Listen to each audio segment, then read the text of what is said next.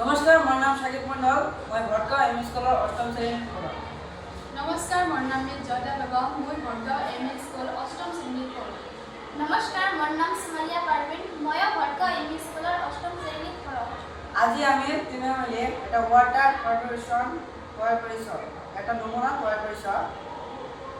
এইটো খৰচবিহীন পেলনীয়া সামগ্ৰীৰে তৈয়াৰ কৰিছে। এইটো বনাওঁতে কাৰ্ডবৰ্ড, প্লাষ্টিক, গিলাস, পাইপ, বিভিন্ন ধৰণৰ শিল, বালি, কপা, ছাই আদি ব্যৱহাৰ কৰিছে। এইটো বনোৱাৰ উদ্দেশ্য হ'ল বিশুদ্ধ পানী যোগান।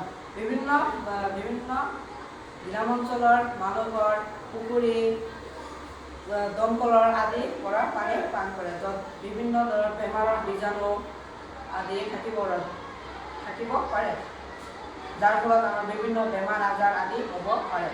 এই হাতেৰে বনোৱা ফিল্টাৰ খৰচবিহীন পেলনীয়া সামগ্ৰীৰে তৈয়াৰ কৰি আমি দমকলৰ পুখুৰীৰ পানী, বিশুদ্ধ পানী নোখোৱাকৈ এই হাতেৰে বনোৱা ফিল্টাৰৰ পানী আমি খাব পাৰিম। পানীৰ পৰা হোৱা বিভিন্ন বেমাৰ আজাৰ আদিৰ পৰা আমি মুক্তি লাভ কৰিব পাৰিম।